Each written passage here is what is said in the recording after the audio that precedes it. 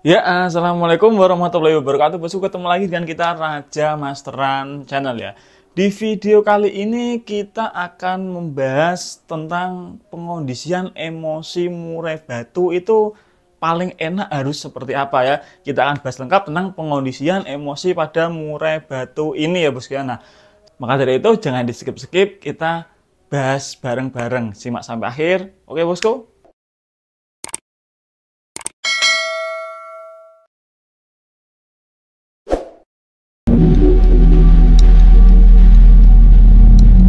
Ketika kita main burung, kita main murai batu, utamanya kita lomba, kita gantang, itu yang mutlak utama pasti emosi, birahi, dan juga tenaga. Karena tanpa emosi, burung nggak akan kerja. Ketinggian emosi atau kebanyakan emosi juga burung nggak maksimal. Jadi kita sangat penting untuk memahami karakter emosi gacuan kita masing-masing ya bos ya. Tiap burung itu emosinya berbeda-beda, karakter emosinya berbeda-beda. Murai batu itu memang dibekali sifat faktor masing-masing ya bos ya, karena karakternya memang burung fighter murai batu itu. Tetapi faktornya si murai batu ini antara burung satu dan lainnya itu berbeda. Ada burung yang faktornya itu bagus, ketika lihat musuh langsung emosi, langsung oke, tarungnya emosinya langsung meletup-letup, bagus. Tetapi ada juga yang burung ketika lihat musuh itu nggak langsung on ya, atau bisa dikatakan itu lambat emosi. Nah, kedua karakter burung ini antara burung yang gampang emosi dan agak lambat emosinya itu harus kita bedakan, sehingga rawatan harian untuk kedua jenis burung ini juga berbeda antara burung yang emosi tinggi atau yang emosi rendah ya bosku ya. Nah, kita nggak bisa samakan. Karena apa? Burung ketika emosinya tinggi, kita harus pinter-pinter mengondisikan gimana supaya burung ini itu nggak terlalu emosi saat masih di rumah, saat harian maksudnya. Misal kita kan mainnya di hari Minggu. Nah, kita harus pinter-pinter mengondisikan supaya hari Senin, Selasa, Rabu, Kamis, Jumat itu burung nggak terlalu emosi. Supaya apa? Supaya burung ini nggak gembor-gembor. Karena ketika burung kita ini dalam kondisi emosi, banyak tenaga yang terbuang ya bos ya. Sama juga dengan kita manusia, ketika kita lagi emosi kan membutuhkan banyak tenaga. Nah, burung pun demikian. Kita harus pintar-pintar memanage agar emosi si burung ini nggak terlalu tinggi ketika saat di rumah, untuk karakter burung yang susah, yang gampang emosi tadi ya. Nah, gimana caranya? Untuk pertama, yang perlu kita lakukan adalah rutin embun. Embun ini sangat bagus untuk menstabilkan birahi burung, menstabilkan emosi burung, karena karakternya burung ketika diembun terkena hawa dingin dari cuaca fajar itu yang masih gelap, itu emosinya pasti akan teredam. Nah, setelah embun kita jemur. Nah, untuk karakter burung yang gampang emosi ini kita nggak boleh jemur terlalu lama. Kenapa demikian? Karena ketika kita jemur terlalu lama, suhu tubuh di burung ini nanti naik, emosinya pun pasti ikut naik. Jadi saran saya ketika kita punya gacuan karakternya faktor tinggi, emosinya gampang naik ini, kita cukup jemur ya kira-kira 30 menitan saja lah. Sekiranya cukup untuk menghangatkan si tubuh burung ini agar nggak terlalu drop. Jadi jemur untuk burung yang karakternya gampang emosi ini diusahakan jangan terlalu lama, 30 menitan cukup menurut saya. Oke. Nah, selain jemur, untuk rawatan mandinya, karakter burung yang gampang emosi seperti ini, biasanya saya melakukan mandi di sore hari. Mandi bisa 2 hari sekali bisa, atau seminggu 2 kali juga bisa. Tergantung, nanti dipantau juga emosinya. Kalau kita mandikan 2 hari sekali, seminggu 2 kali kok masih kenceng emosinya, saat harian kita wajib mandikannya ditambah. Mandinya ya 2 hari sekali lah, mandi sore. Antara jam 3 sampai jam 4-an itu bagus untuk meredam suhu tubuh burung, agar burung ini emosinya tetap stabil ya bos ya. Selain dari faktor jemur, embun, terus mandi tadi, kita saat EF harian, porsi EF ini sebetulnya ngaruh nggak ngaruh. Kalau burung kita ini karakternya dikasih jangkrik kok nggak begitu ngaruh di faktor emosinya, kita nggak apa-apa kasih jangkrik misal 5-7 nggak masalah. Tapi kalau burung kita ini kena jangkrik dikit sudah gembar-gembor, sudah emosi terpantau sadis, terpantau lebih agresif, sebaiknya kita pakai settingan harian jangan terlalu tinggi ya, 55, 33 juga boleh ya bos ya, karakter burung seperti ini supaya nggak terlalu gembar-gembor ketika di rumah. Alhasil tenaga bisa kita fokuskan untuk lomba nantinya ya. Kan nggak seru juga kalau burung di rumah bongkar materi segala macam, ketika di atas gantangan cuman ngukluk karena nggak ada tenaga, kecapean, terlalu bocor saat di rumah, terlalu bocor saat di lapangan sebelum digantang, ya kurang oke lah ya bos. Dari faktor rawatan tadi kita juga wajib mengisolasi si burung ini. Karakter burung yang gampang emosi ini ketika dia kumpul burung lain yang gacor, entah burung masteran ataupun burung murai batu lain, pasti dia nggak mau diem ya. Selalu bunyi dari pagi sampai sore. Nah itu kan juga repot. Nanti tenaganya nggak bisa difokuskan untuk lomba tadi ya bos ya. Jadi cermati juga ketika karakter burung kita ini faktornya tinggi, sebaiknya taruh agak jauh lah. Kalau bisa dibedakan ruangannya, itu lebih bagus ya bos ya. Supaya burung ini nggak selalu tinggi emosinya karena gampang naik tadi karakternya. Oke. Nah, selain dari burung yang karakternya gampang emosi ini, murai batu juga ada yang karakternya susah emosi atau lambat naik emosinya. Meskipun murai batu itu karakternya, bawaannya, genetiknya itu burung faktor, tetap se-faktor-faktornya burung, ada juga yang karakternya agak lambat naik emosinya. Beda dengan kasus yang gampang naik emosi tadi, untuk karakter burung yang lambat naik emosi ini, kita nggak begitu repot untuk pengondisian hariannya ya bos ya. Tetapi nanti kita agak repot di pengondisian lapangannya. Nah nanti kita bahas di akhir video. Untuk karakter burung yang susah emosi atau lambat naik emosinya saat rawatan harian itu ya kita jemur bisa ditambah durasinya. Mungkin 60 menit atau 90 menit. Untuk intensitas mandi bisa dikurangi ya. Misal tadi mandinya saya sarankan untuk yang tinggi emosi tadi 2 hari sekali. Untuk karakter burung yang susah naik emosinya bisa kita mandikan 2 kali seminggu saja atau seminggu 2 kali. Mandinya pagi hari, jangan sore hari. Karakter burung yang susah emosi jangan dimandikan di sore hari. Ini perbedaan dengan burung yang gampang emosi tadi ya bos ya. Terus selain burung yang susah emosi ini, selain mandi di pagi hari juga harian wajib full kerodong. Full kerodong ini ditujukan supaya burung itu terlatih atau terbiasa dengan keadaan siaga. Ketika burung kita kerodong itu dalam kondisi siaga juga memupuk sifat faktornya dia, sifat emosinya dia agar selalu waspada terhadap bunyi-bunyian di sekitarnya. Alhasil ketika kita buka kerodong, burung terbiasa langsung naik emosinya. Nah seperti itu harapannya. Oke, nah setelah kita bahas masalah rawatan harian ini, untuk pengondisiannya lomba ini juga berbeda-beda ya bos ya.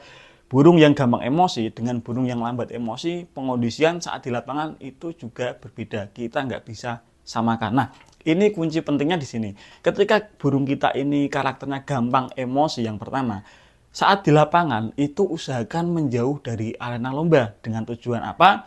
Burung kita ini karakternya gampang emosi. Nggak perlu dipancing-pancing segala macam. Nanti ketika kita gantang, kita buka kerodong, ketemu lawan pasti langsung naik emosinya.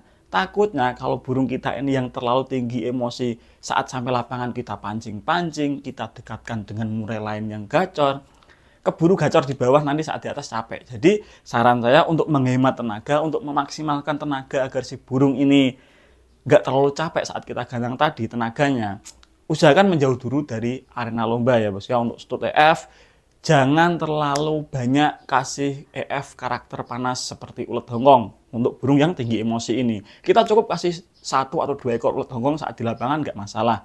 Kasih jangkrik sedikit nggak masalah, 1-2 ekor agar burung nggak terlalu lapar. Tetapi karakter burung yang tinggi emosi seperti ini biasanya kebanyakan kalau burungnya ini terlalu lapar, nanti mainnya makin tinggi emosinya. Tetapi kalau burungnya ini terlalu kenyang, mainnya banyak pasang badan. Nah ini perlu diketahui juga, karakter burung tinggi emosi rata-rata kebanyakan biasanya seperti itu, tapi nggak semua ya, kebanyakan. Lah terus kita stud F-nya harus bagaimana mas? Kita untuk burung yang karakternya tinggi emosi ini, untuk masalah stud EF di lapangan itu usahakan jangan terlalu lapar dan jangan terlalu kenyang. Ya dikira-kira ya standar saja lah. Mungkin jangkrik 3, ulet 2 atau jangkrik 4, ulet 2 kan itu standar, nggak terlalu kenyang burungnya.